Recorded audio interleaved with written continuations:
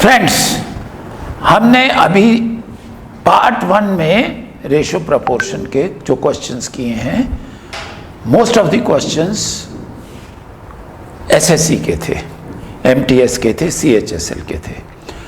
अब पार्ट 2 के अंदर जो हम क्वेश्चंस करने वाले हैं वो क्वेश्चंस बैंक एग्जामिनेशन से हैं। जैसा आपको मालूम है, बैंक एग्जामिनेशंस के क्वेश्चंस बैंक क्लर्क के और बैंक पीओ के, उनका लेवल चूँकि एजुकेशन ग्रेजुएशन लेवल की है उसमें मिनिमम, तो इसमें क्वेश्चंस का लेवल भी थोड़ा सा हायर होता है।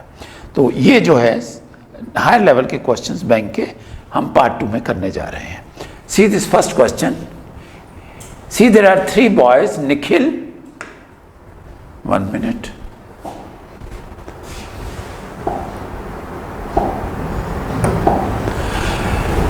one is Nikhil.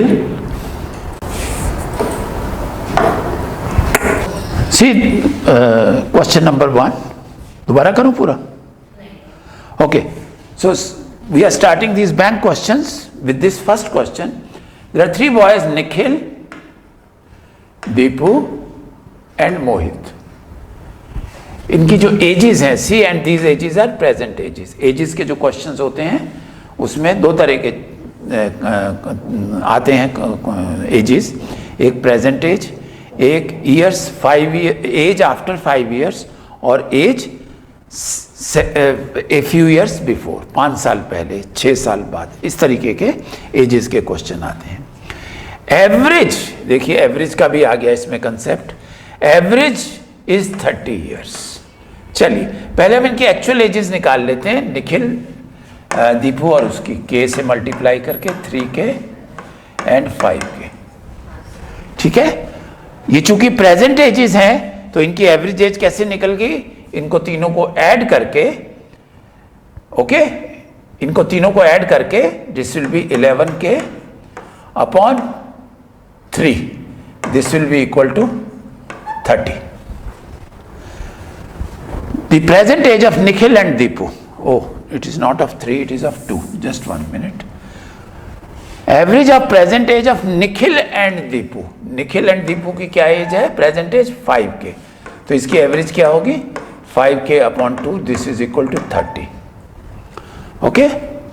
And that of Deepu and Mohit, Deepu and Mohit कहाँ है,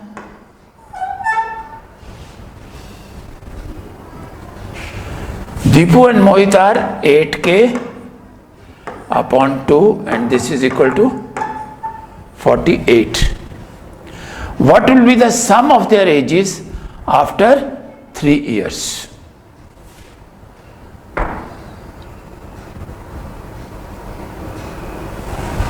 So from here we'll get, this will give you K is equal to 12 and here also you will get K is equal to 12. K तो same ही आना है ना क्योंकि दोनों के अंदर K है। So our K is 12. What will be the sum of their ages after 3 years? पहले प्रेजेंट एजेस निकाल लेते हैं। K 12 आया तो एजेस क्या आ गई, 24, 36, 60, ठीक है। 3 साल बाद इनके 3 साल एज बढ़ा देंगे तो दिस विल बी 27, 39 एंड 63। सम पूछ रहा है तो तीनों को ऐड कर लेते हैं, 3 9 12 और 7 19, 7 3 10 और 2 12, 129 and that is your answer. It's very interesting question. Average भी आ गई इसके अंदर और रेशियो भी आ गई, ओके, और एज के। फ्रेंड्स, सेकंड क्वेश्चन करेंगे। बैंक के क्वेश्चन हैं, very interesting question and lot more to learn in this questions. देखिए ए और बी की रेशियो दे रहा है एजेस की, ये ए की एज है, ये बी की एज है। Average of the present age of B and C, A और बी की एवरेज दे रहा है, सॉरी ए और बी की रेशियो दे रहा है तो इनकी एक्चुअल एजेस ले लेते हैं 9K एंड 4K, ए और बी की एजेस है। और बी और सी की एवरेज एज दे रहा है, ठीक है। सी के बारे में हमें कुछ पता नहीं है, इसको बाद में टैकल करते हैं। कहता है 4 years ago, देखिए मैंने आपको बोला था 2 टाइप की प्रॉब्लम्स आती हैं, एक एज आफ्टर 5 years, एक एज 4 years और 5 years बिफोर। ये 4 साल पहले की एज की बात कर रहा है। The sum of the ages of A and B, देखो ये ए की एज है, 4 years एगो क्या इनकी एज हो जाएगी 9k - 4, और बी की क्या एज हो जाएगी 4k - 4। तो इनका जो सम था डेट वाज 57। इस इक्वेशन से मेरी k की वैल्यू आएगी, और ये क्या आएगी 13k = 8, वहां चला जाएगा 65, तो ये आ जाएगा k = 5, and from this I get a की एज 45 और b की एज 20। ठीक है, अब यहां से हम c के बारे में पता करेंगे। Average of the present age of b and c, इसकी b की एज है 20, c की हमको पता नहीं है एज, और उनकी एवरेज है 36। तो अगर टोटल की बात करेंगे तो एवरेज को 2 से मल्टीप्लाई करोगे तो उनकी टोटल एज आ जाएगी। तो यहां से मेरा c आ जाएगा 52। तो मेरे पास b की एज आ गई, मेरे पास c की एज आ गई, और मांग क्या रहा है difference between the present age of a and c। So 52 - 20, नहीं sorry, it is not asking for difference, a and c के अंदर मांग रहा है, a एंड c। तो a की एज है 45 और c की है 52, तो डिफरेंस हो जाएगा 7 years। So that is your answer. Question करें start. Next question, it says A has double the money of B and B has 50% more money than C. Average money of the 3 persons, this how much money A has। हमें A का money निकालना है, यानी इसका money निकालना है। तो इन questions को कैसे करते हैं, हमेशा लास्ट से फर्स्ट पे जाते हैं। तो X की C की मनी में मान लेता हूं X रुपीस है, तो B के पास क्या है 50% मोर। 50% मोर means 150, it is done like this, x into 150 by 100, so this will be equal to 3x by 2, and A has double the money of B, तो A के पास कितना हो जाएगा 3x by 2 into 2, this will be equal to 3x। तो A की 3x है money, B की इतनी है और C की इतनी है। कहता है उनकी एवरेज 12,000 है, तो आसान है, एवरेज निकाल लेते हैं इनकी 3x + 3x by 2 plus x divided by 3, this is their average and this is given to be equal to 12,000। okay, sum of their money divided by 3 gives you the average। let's calculate it। LCM will be 2, so this will be 6x plus 3x plus 2x, and this 2 will come down, this will become 6 by 12,000। 6 plus 3 9 plus 2 11x, so x will be equal to 6 into 12,000 divided by 11। मांग क्या रहा हमसे A की income, A की income क्या है 3x, तो A's income will be equal to 3 times of this। okay, so this will be 3 into 6 18, 18 into 2 36, and 3 zeros divided by 11, this is your answer। okay, next question। yes, let's do this one। container contains mixture of milk and water in the ratio 4:3, this is milk, this is water। so what is the mixture? if milk is 4k, water is 3k, he says 14 liter of mixture is taken out। okay, now if 14 liter of mixture is taken out, उसमें से milk और water कितनी ratio में जाएगा 4:3 में। ठीक है, तो इसमें से मिल्क कितना गया, इसमें से मिल्क गया 4/7 of 14, और इसमें वाटर कितना गया 3k - 4/7, 3k - 3/7, 3k - 3/7 into 14। सो अब मिल्क और वाटर ये रह गया 7 दूनी 14, 2 चौके 8, 4k - 8 and 3K minus 6. This is now quantity of milk and water in the mixture, and it says 14 liter is taken out of the mixture and replaced with water. That means ये water 14 litre बढ़ा दिया, ठीक है. So अब milk और water इतना रह गया, and it says the new ratio of the milk to water becomes 1:1. यानी कि milk और water की ratio 1:1 है. यानी what is given to you that this ratio is 1:1, यानी कि ये दोनों बराबर हैं.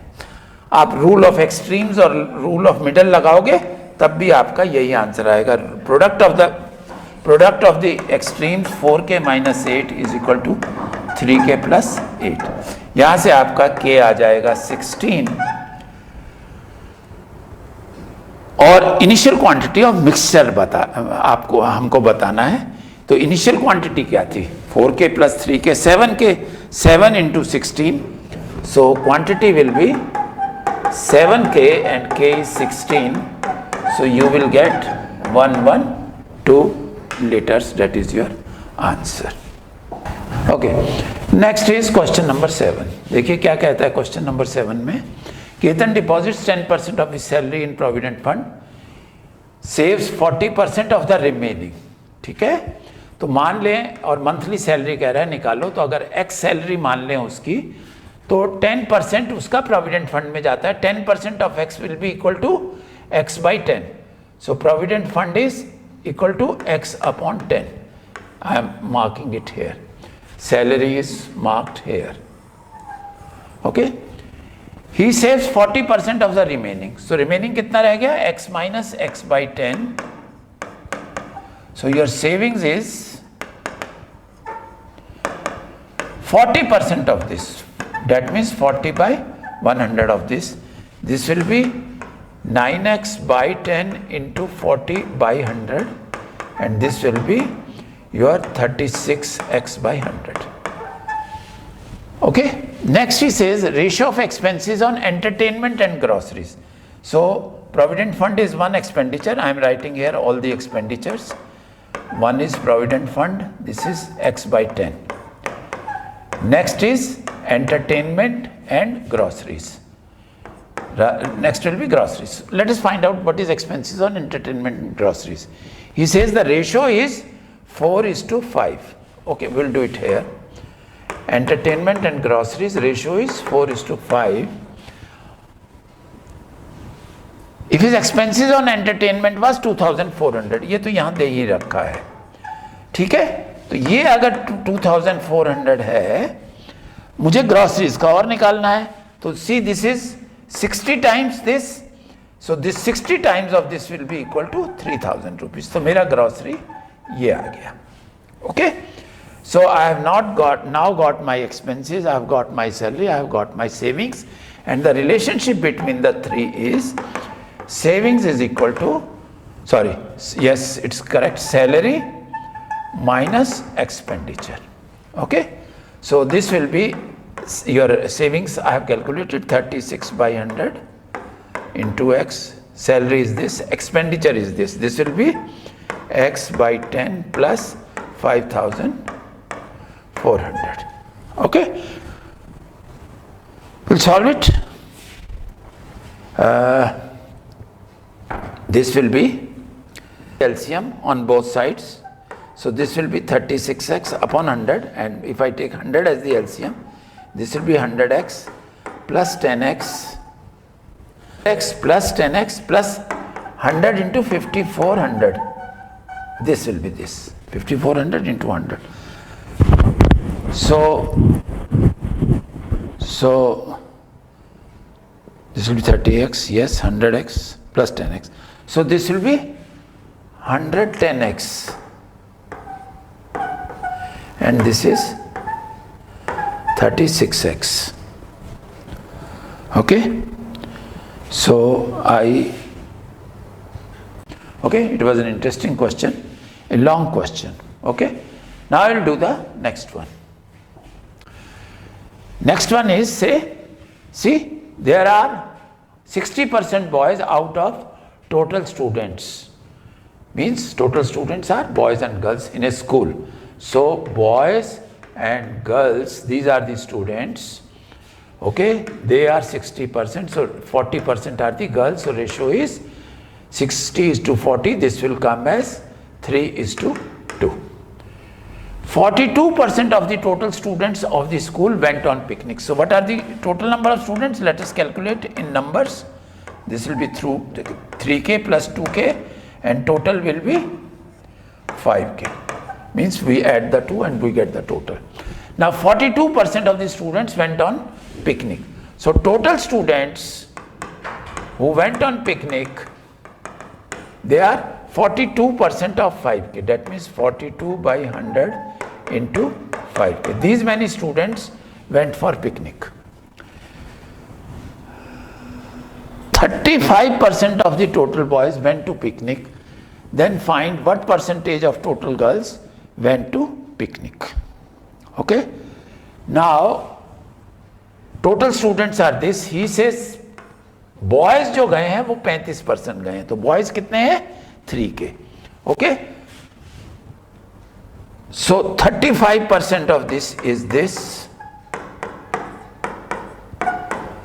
अगर 35% लड़के पिकनिक पे गए हैं, asking what percentage of total girls went on picnic. Okay. Total is this. Subtract from the total the number of boys. See, these are the total number of boys who have gone on picnic into 5k. If I subtract this, then what do I get? This gives me the number of girls who went for picnic. Okay, so many girls went on picnic. So what this will come? This is 100 is the LCM, so we'll get 200 upon 100. So this is the total number of girls who have gone for picnic. He says what percentage of total girls went on picnic. So total girls are our 2k. Okay. So we have to find 105 upon 100 k is equal to what percentage of 2k. Okay. I assume it as x percentage, so that is x by 100. Okay. So this k and k goes, this and this goes, okay, and x will be equal to your 105 by 2. This is your answer. That comes to 105 divided by 2 is nothing by 52 and 1.5%. Okay. Again, this was a very good question because you have to use percentages repeatedly. Very good question. See, all these questions which were PO level questions, the last one was from State Bank of India Probationary Officer. This is again from IBPS Probationary Officer Examinations. So all students who are appearing in Probationary Officer Examination of State Bank of India, उनको ये पता होना चाहिए कि आपका जो examination का जो क्वेश्चंस का डिफिकल्टी लेवल है, that is pretty high, pretty difficult. Multiple इसमें यूज़ करने पड़ते हैं कंसेप्ट, और एक एक क्वेश्चन में कहीं दो कहीं तीन कंसेप्ट भी यूज़ होते हैं. Let's do this one. There is a mixture of milk and water. Okay, so let us see. This is a mixture of milk and water. Proportion of the milk by weight is 70%. Milk अगर 70% है तो water कितना होगा? 30%. तो यानी ratio उनकी जो है मिल्क और वाटर की, डेट इज 7:3. ये हम 10 कॉमन फैक्टर से डिवाइड कर देते हैं. If from 120 gram mixture, so quantity is, अब क्वांटिटी वाइज इसका वो निकालेंगे कितना है. Total quantity is 120 grams. तो 120 ग्राम में मिल्क कितना होगा? Milk will be, let's work it out here, 7/10 into 120. See, how do you calculate it? 7 parts of milk, 3 parts of water. Total number of parts 10. So 7 parts out of 10 is milk and weight is this, so this will be 84 and rest will be 36 grams. This is grams, you know, by weight. Itna milk hai, itna water hai. Then he says, from this mixture, 20 gram of mixture is taken out. 20 grams is taken out. Okay? जब ये 20 ग्राम mixture निकलेगा तो कुछ milk जाएगा, कुछ water. किस ratio में था? 7:10 में. तो मिल्क कितना आएगा? 7/10 into 20. So it will be 14. तो 14 ग्राम जो है इसमें से वो निकल गया मिल्क, और 20 निकाले तो 6 ग्राम इसमें से दूध निकल गया. तो अब कितना रह गया इसमें? 70 ग्राम मिल्क रह गया और 30 ग्राम इसमें क्या रह गया? वाटर. चलिए, 20 gram of mixture is taken out and 10 gram of pure water is added.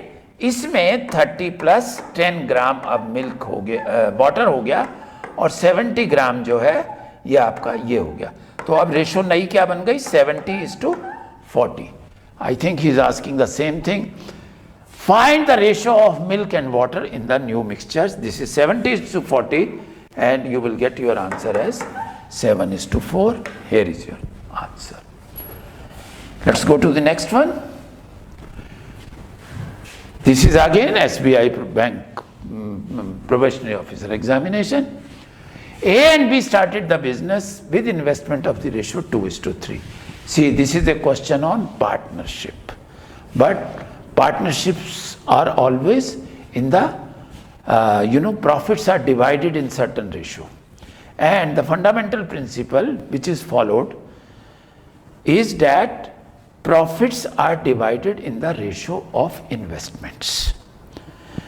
कोई क्वेश्चन ऐसा हो सकता है जिसमें जो प्रॉफिट्स का डिवीजन है वो किसी और तरीके से बताया हुआ हो. अगर क्वेश्चन में कहीं नहीं बताया कि प्रॉफिट्स को कैसे डिवाइड करना है, तो always remember the simple principal.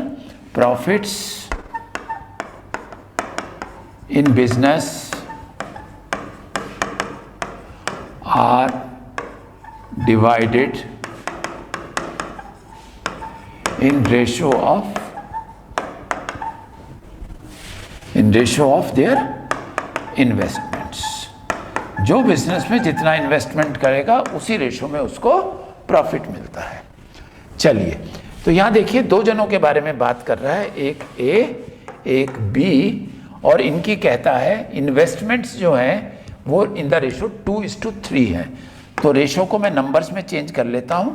ए की इन्वेस्टमेंट 2K है, बी की 3K है. ये स्टार्टिंग हुई है बिजनेस आफ्टर 4 months. ठीक है, 4 महीने बाद चेंजेस हो रही हैं इन्वेस्टमेंट में. 4 महीने तक की ये इन्वेस्टमेंट है, ये पीरियड है, कितने पीरियड की इन्वेस्टमेंट्स हैं. ठीक है. After 4 months B withdrew half of his investment.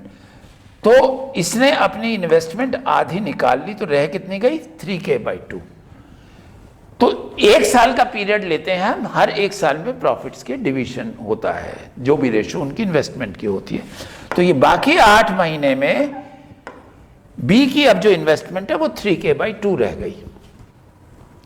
B withdrew half of his investment and A left the business. A की इन्वेस्टमेंट सिर्फ 4 महीने की है, 8 महीने में उसकी इन्वेस्टमेंट 0 है. आफ्टर 2 more months, यानी 4 महीने बाद, 4 महीने के बाद 2 महीने बाद, 6 महीने बाद क्या हुआ है? After 6 months C joined the business. C ने ज्वाइन किया है विद इन्वेस्टमेंट ऑफ ₹8,000. देखिए बड़ी इंटरेस्टिंग बात है, यहां पर एक्चुअल अमाउंट नहीं दे रखे, रेशोज दे रखी थी. यहां पर सी की एक्चुअल इन्वेस्टमेंट दे रखी है, which is ₹2,000 more than the initial investment of B. अगर इसने 8,000 रुपए लगाए हैं तो ये कह रहा है कि इसकी जो इन्वेस्टमेंट 8,000 है वो बी ने जो इनिशियल इन्वेस्टमेंट की है उससे 2,000 रुपए ज्यादा है. यानी कि बी ने जो इन्वेस्टमेंट की है वो कितनी थी? 8,000 में से 2,000 कम 6,000. ठीक है. तो कहने का मतलब ये है कि बी ने 6,000 रुपए लगाए बिजनेस में और 4 महीने बाद उसके पैसे रह गए 3,000 रुपये, क्योंकि 3K/2 है तो ये हो गए। ओके, अब यहां से देखिए हमारे पास ये आ गया 3K = 6,000, तो यहां से आ जाएगा K = 2,000। अगर K 2,000 है तो ये जो है 2,000 से मल्टीप्लाई करेंगे तो ये 4,000 हो जाएगा। तो अब देखिए मेरे पास A की इन्वेस्टमेंट आ गई, B की इन्वेस्टमेंट आ गई और C की इन्वेस्टमेंट आ गई। और B की जो इन्वेस्टमेंट है वो 2 तरह की है, एक 6,000, एक 3,000। और A की भी 2 तरह की इन्वेस्टमेंट है, पहले 4 महीने के लिए 4,000, उसके बाद 0। तो अब क्या करते हैं, जो प्रॉफिट्स के पार्टनरशिप के क्वेश्चंस हैं उनके अंदर 1 साल में उन्होंने कितनी इन्वेस्टमेंट की वो टोटल इन्वेस्टमेंट निकाल लेते हैं। तो ये कैसे निकालते हैं देखिए, A की टोटल, B की टोटल और C की टोटल। A ने 4 महीने इन्वेस्टमेंट सिर्फ 4 महीने की है, 4,000 पर मंथ, तो 4 को 4,000 से मल्टीप्लाई कर दीजिए, इसकी इन्वेस्टमेंट है 16,000 1 साल के अंदर। B की पहले 4 में 6,000, तो कितना हो गया 24,000, ये B की निकाल रहा हूं टोटल इन्वेस्टमेंट। और उसके बाद 8 महीने 3,000 रुपए, तो 24,000 ये, तो B की इन्वेस्टमेंट हो गई 48,000। और C की इन्वेस्टमेंट ये 6 महीने बाद आया था और 8,000 रुपए लगाए, तो इसकी 6 अट्ठे 48, इसकी इन्वेस्टमेंट भी 48,000 है। अब देखिए इनकी जो प्रॉफिट्स होने हैं वो इसी रेशियो में डिवाइड होने हैं, तो ये रेशियो क्या आएगी, ये I put the symbol of ratio here and see this will come 1:3:3। So this is the ratio in which their profits will be divided. आगे देखिए, आगे प्रॉफिट्स में बात कर रहा है। At the end of year the difference between the profit share of A and C, profit बता नहीं रहा टोटल कितना है, A और C का प्रॉफिट, ये मेरे पास is ₹3,000। Find the total profit, तो टोटल प्रॉफिट दिया होता तो रेशो से सीधा निकाल लेते। अब चूंकि उसने प्रॉफिट दिया नहीं हुआ और वो मांग रहा है, पूछ रहा है, तो मैं कहता हूं let total profit be equal to X। ठीक है, तो अगर ये X होगा तो A का डिफरेंस किस किस का दे रखा है, A और C का। तो A का प्रॉफिट कितना है 1:3:3, this will B 1/7 of X, this is profit of A। और C का कितना हो जाएगा 3/7 ऑफ X। तो इन दोनों का, ये C का प्रॉफिट और ये A का प्रॉफिट, इन दोनों का डिफरेंस जो है that he has given to equal to 3,000 rupees. तो मुझे क्या करना है, यहां से सिर्फ X की वैल्यू निकालनी है। Then find the total profit of the business. Yes. So this will be, yes, 3x minus x, this will be 2x upon 7 is equal to 3,000. So x will be equal to 21,000 by 2 and that will be equal to 10,500 and that is my answer. Okay, we are done now except the last. Okay. तो हमने ratio and proportion के सभी level के questions, चाहे वो SSC MTS के हों, चाहे एसएससी सीएचएसएल के हों, चाहे वो बैंक क्लर्क के हों और चाहे वो बैंक पीओ के हों, we have solved all these questions. बहुत सारे क्वेश्चंस हैं जो हमने आपको सॉल्व करके दिए हैं और हमारी जो कोशिश रहेगी और रही है कि हम जितनी भी वैरायटी है क्वेश्चंस की जो आती है डिफरेंट एग्जाम्स में, वो सारे आपको इन वीडियोस में सॉल्व करके बता रहे हैं, जिससे कि आपको, और दूसरी बात एक और कि ये खाली वही क्वेश्चंस नहीं है जो वैरायटी है, इसमें लेटेस्ट क्वेश्चंस हम आपके लिए लाए हैं as late as examinations of year 2022. Okay, so Last request to each one of you is, did you like this video?